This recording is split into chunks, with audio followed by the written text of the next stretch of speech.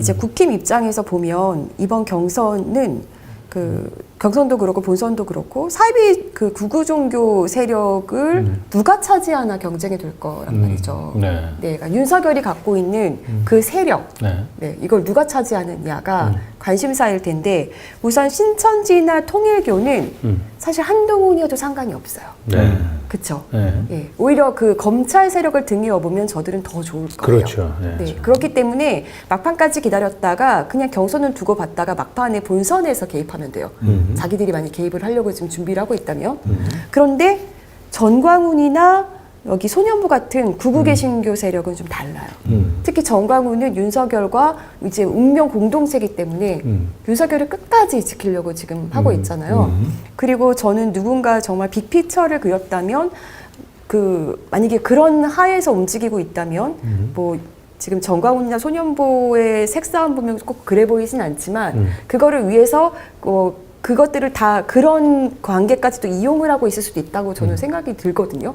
그러면 정말 윤석열만을 지키려고 하는 전광훈 그리고 이제 친윤 세력을 가지고 뭔가 다음 대선까지도 내다보고 있는 그 소년부 세력 이거를 누군가는 이 관계성을 이용할 수도 있다.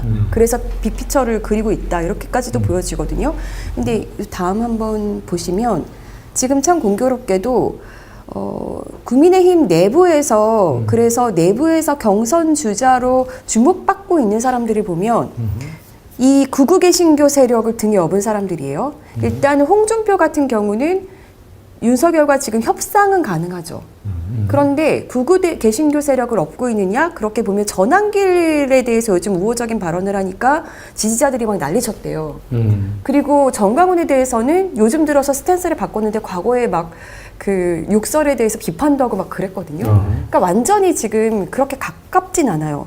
그런데 김문수 같은 경우는 보시면 정광훈하고 굉장히 친했죠. 거의 김문수의 큰 바위 얼굴이 전광훈으로 저는 그렇게 보이기까지도 했었는데, 네, 그렇게 뭐 가까웠었고, 전광훈도 굉장히 밀어주는 후보였었고, 그리고, 지금 보면, 김문수와 나경원이 전한길, 그리고 손영광이라고 손현보 목사의 아들이거든요. 네. 저 전한길 강사 오른쪽이 손현보 목사의 아들입니다. 네. 이 사람이 무슨 뭐 국민연금 청년 무슨 공동대표?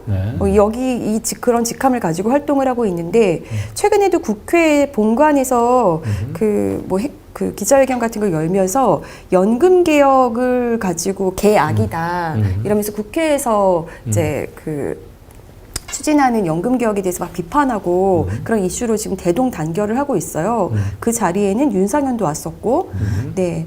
그래서 보면은 양다리를 다 걸치고 있죠, 이쪽은. 그리고 윤상현도 전광훈과 끈끈하게 연대하면서 지금 이 전환길이라든지, 그러니까 소년부 집회도 항상 참석했었잖아요. 양다리를 걸치고 있어요. 그러니까 지금 아직 윤상현 같은 경우는 대선 후보로 완전히 나오겠다라고 발표는 하지 않았지만, 지금 원희룡이라든지 또 누가 있죠? 김기현.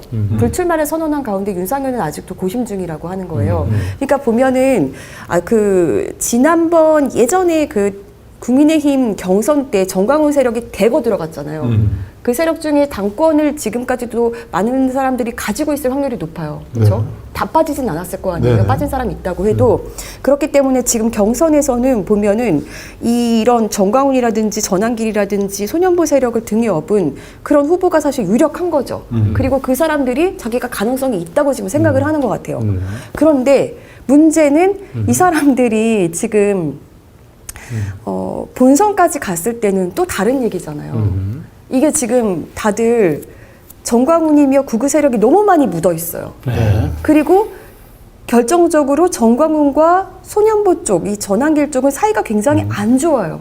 네, 굉장히 안 좋고, 그런 입장에서 정광훈 입장에서도 자기가 후보를 밀어줄 때 명분이 있어야 되잖아요. 그런데 막판에 사실 정광훈 같은 경우는 자기 자당 후보 냈다가 또 막판에 뭐 이렇게 길할 가능성이 되게 높잖아요. 그런데 계속 막 전한길이나 이런 데랑 함께 하고 있는데 자기 지지자들한테 그래도 우리가 여기랑 함께 합쳐야 돼. 정광훈 캐릭터상 그게 좀 어렵잖아요. 그러니까 좀 겉보기에 뭔가 이들이 좀 덜 묻어 있고 뭔가 그 미국통이라는 것도 내세울 수 있고 뭔가 좀 한동훈하고도 뭔가 대립 관계를 형성할 수 있고 이런 사람을 생각했을 때 그리고 또 결정적으로 자기들이 바지 사람으로 내세울 수 있고 그런 사람을 생각했을 때 한덕수가 굉장히 적임자가 아니었을까 이런 생각이 드는 거죠. 네. 네. 그러니까 이제 친윤 후보들 사실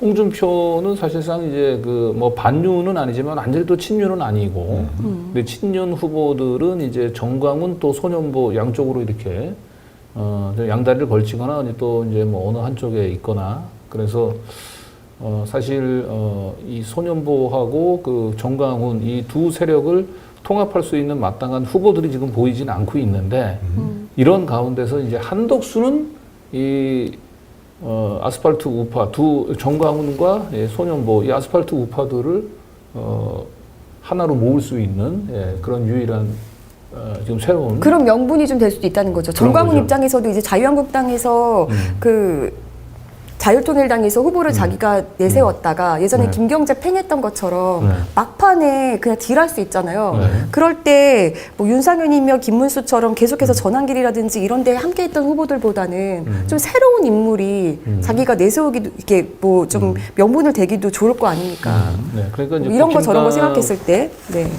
한동훈을 제외하고 이제 국힘당 지도부나 국힘당의 의원들은 가능한 한 정광훈하고 손현보 이 극우 개신교들이 좀 통합을 해주길 바라고 윤석열도 마찬가지로 두 세력이 통합을 해주길 좀 바라는 거잖아요. 그게 안 되잖아요. 네, 근데 안 되고 있는데 두 세력을 통합해줄 수 있는 이제 브릿지 역할을 해줄 수 있는 사람이 한덕수일 수도 있다라고 하는 거죠. 한마디로 얘기하면. 좀 뉴 페이스가 필요했다. 근데 그 중에 자기들 입맛에 그래도 뚝 떨어지는 사람이 한덕수가 아니었나 네. 싶은 거죠.